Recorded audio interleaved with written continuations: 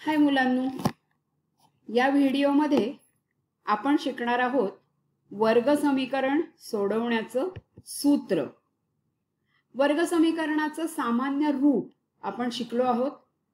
ax वर्ग अधिक bx अधिक c बरोबर 0 हे असतं वर्ग समीकरणाचं सामान्य रूप, ज्यात a b c ह्या संख्या असून x हे चल आहे। ए बी सी च्या किमती कशा लिहायच्या हे आपण शिकलो आहोत। या सूत्राच्या आधारे आपल्याला वर्ग समीकरणाची मूळ शोधता येतात। सूत्र असं आहे की x बरोबर ऋण b अधिक वर्गमुळात b वर्ग वजा 4ac छेद 2a आणि x बरोबर ऋण b वजा वर्गमुळात b वर्ग वजा 4ac छेद 2a। वर्ग समीकरणाला दोन मूळ असतात हे आपल्याला माहिती आहे। जर या दोन्हीचा नीट अभ्यास केला, निरीक्षण केलं तर तुमच्या लक्षात असे येईल की इथे हे चिन्ह धन आहे आणि इथे हे चिन्ह ऋण आहे। हे सोडता या दोन सूत्रांमध्ये फरक नाहीये। यांनी आपल्याला एक मूळ मिळतं आणि यांनी आपल्याला दुसरं मूळ मिळतं। या सूत्रामध्ये b वर्ग वजा 4ac ही जी किंमत आपण शोधतो त्या किमतीला विवेचक असं म्हणतात। आपण बघूया की सूत्राचा वापर करून वर्ग समीकरण सोडवायचं असेल तर त्याला काय पायऱ्या आहेत। पहिली पायरी म्हणजे ज्या समीकरणाची आपल्याला मूळ शोधायची आहेत त्या समीकरणाची ax वर्ग अधिक bx अधिक c बरोबर 0 या सामान्य रूपाशी तुलना करून a b c च्या किमती लिहून काढायच्या। दुसरी पायरी आहे b वर्ग वजा 4ac ज्याला आपण विवेचक असं म्हणतो त्याची किंमत काढायची। तिसरी पायरी वर्ग समीकरण सोडवण्याचं जे सूत्र आपण पाहिलं ते सूत्र लिहायचं आणि चौथी पायरी सूत्रामध्ये किमती घालून प्रत्यक्ष उकल शोधायची। बघूया आपण m वर्ग वजा 14m अधिक 13 बरोबर 0 ह्याची आपल्याला मूळ शोधायची। म्हणून या वर्ग समीकरणाची जर आपण ax वर्ग अधिक bx अधिक c बरोबर 0 शी तुलना केली तर आपल्याला a ची किंमत मिळते 1, इथे कोणतीच संख्या दिसत नाहीये म्हणजे 1 आहे। b ची किंमत आहे ऋण 14। लक्षात घ्या की इथे नुसती संख्या लिहायची नाहीये, तिचे चिन्ह पण लिहायचं आहे। b ची किंमत या ठिकाणी आहे ऋण 14 आणि c ची किंमत आहे 13। धन चिन्ह असलं तर ते नाही लिहिलं तरी चालतं। म्हणजे पहिली पायरी पूर्ण झाली। इथे दुसरी पायरी आहे b वर्ग वजा 4ac ची किंमत काढणं। मग b कोण आहे ऋण 14 त्याचा वर्ग वजा 4 गुणिले a म्हणजे 1 गुणिले c म्हणजे 13 म्हणजे b वर्ग वजा 4ac या सूत्रामध्ये आपण a b c च्या किमती घातल्या। 14 चा वर्ग 196 वजा 52 म्हणजे उत्तर आलं 144। आता मगाशी मूळ शोधण्याचं जे सूत्र आहे त्यात दोन मूळ मिळतात हे आपण पाहिलं होतं। फक्त त्याच्यात फरक असतो एकच, तो म्हणजे एका मुळामध्ये हे चिन्ह धन असतं तर दुसऱ्या मुळामध्ये हे चिन्ह ऋण असतं। म्हणून हे सूत्र मी ही दोन्ही चिन्ह अशी एकाखाली एक लिहून एकत्रच लिहिलं। सूत्रामध्ये आता किमती घालूया। ऋण हे सूत्रामध्येच आहे आणि इथे b ची किंमत आहे ऋण 14 म्हणून मी ती कंसामध्ये ठेवली। अधिक किंवा वजा b वर्ग वजा 4ac ती किंमत आपण काढली 144 छेद सगळ्याच्या छेदामध्ये ह्या संख्या लिहायच्या 2a 2 गुणिले a ची किंमत 1। आता इथे ऋण गुणिले ऋण हे धन 14 झाले. आता आपण अधिक आणि वजा ह्या ज्या दोन किमती आहेत त्या वेगळ्या वेगळ्या लिहूया. 144चं वर्गमूळ आहे 12, त्यामुळे हे करणी चिन्ह जाईल इथलं आणि आपण लिहूया 14 अधिक 12 छेद 2 किंवा m बरोबर 14 वजा 12 छेद 2. म्हणजे धन आणि ऋण चिन्ह मी इथे वेगवेगळं करून घेतलं म्हणजे मला दोन मूळ मिळतील. 14 अधिक 12 म्हणजे 26 छेद 2 आणि 14 वजा 12 म्हणजे 2 छेद 2. 26 छेद 2 म्हणजे 13 आणि 2 छेद 2 म्हणजे 1. म्हणजे आपल्याला वर्ग समीकरणाची दोन मूळ मिळाली, 13 आणि 1. बघा एकदा पुन्हा ax वर्ग अधिक bx अधिक c शी तुलना करून abcच्या किमती लिहिल्या. मग b वर्ग वजा 4ac या विवेचकाची किंमत काढली. मग मुळांचं सूत्र लिहिलं. मग सूत्रात किमती घातल्या आणि आपल्याला या वर्ग समीकरणाची दोन मूळ मिळाली. अजून एक उदाहरण पाहू. 5m वर्ग वजा 4m वजा 2 बरोबर 0. या समीकरणाची ax वर्ग अधिक bx अधिक c बरोबर 0 शी तुलना केली तर a ची किंमत 5, b ची ऋण 4 आणि c ची ऋण 2.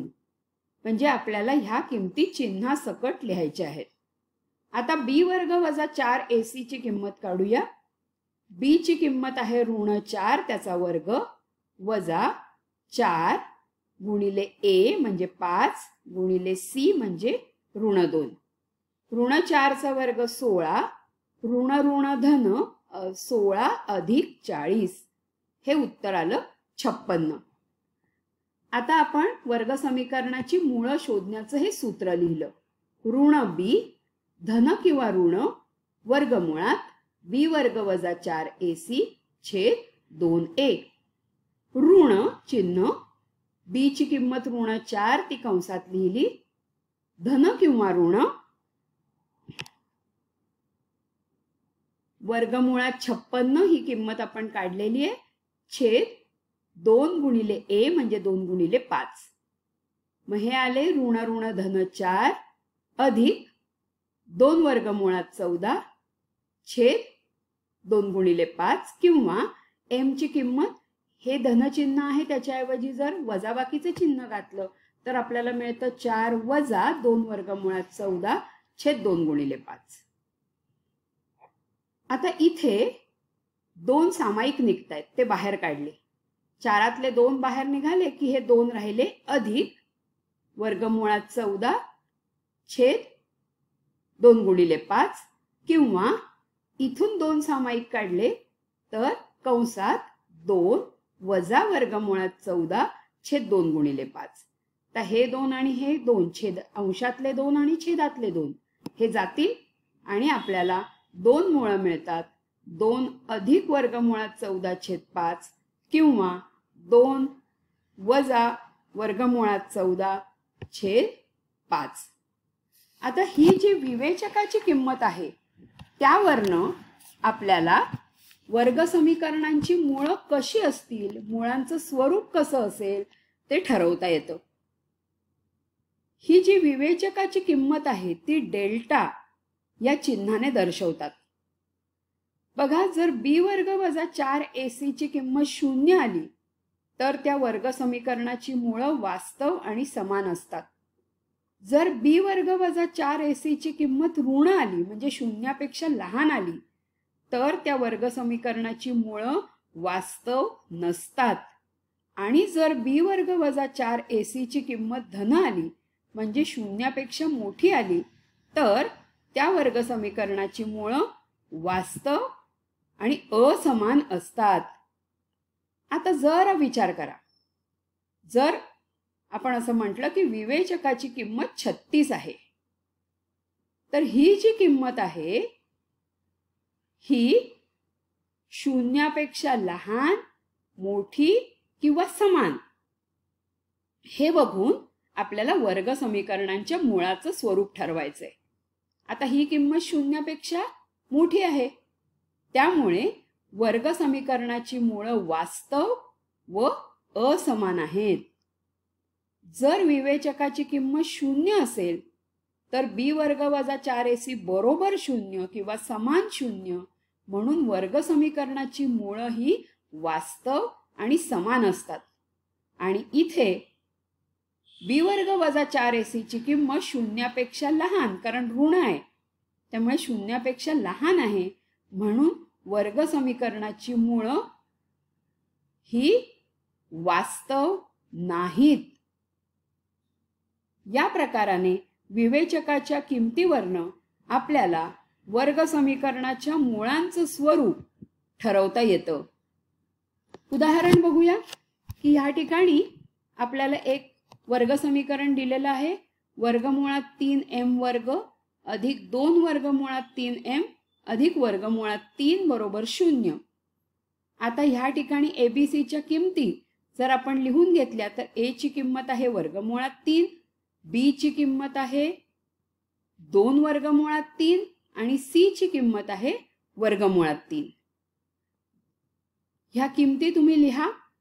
बी वर्ग वजा 4ac ची किंमत काढूया. बी वर्ग म्हणजे 2 वर्गमुळात 3 चा वर्ग वजा 4 गुणिले A म्हणजे वर्गमुळात 3 गुणिले C म्हणजे पुन्हा वर्गमुळात 3.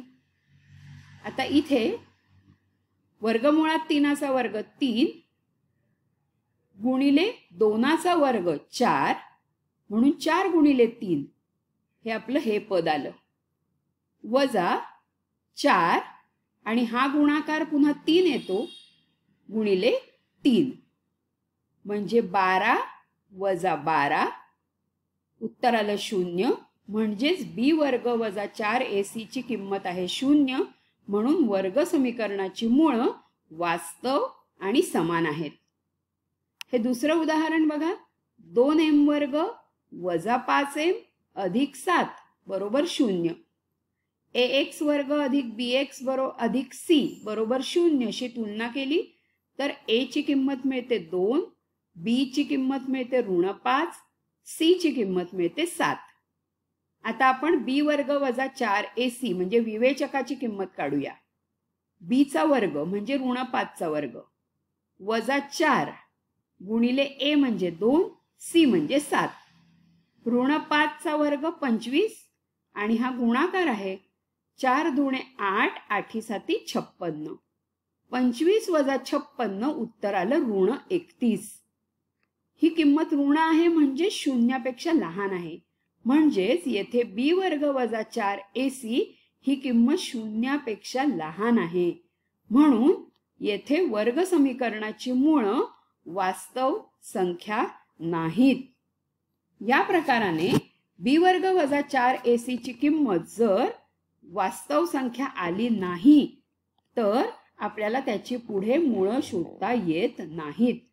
म्हणजेच बी वर्ग वजा 4ac ची किंमत 0 तरी हवी किंवा धन तरी हवी, तरच आपण पुढे सूत्राचा वापर करून वर्ग समीकरणाची मुळं किंवा उकल शोधू शकतो.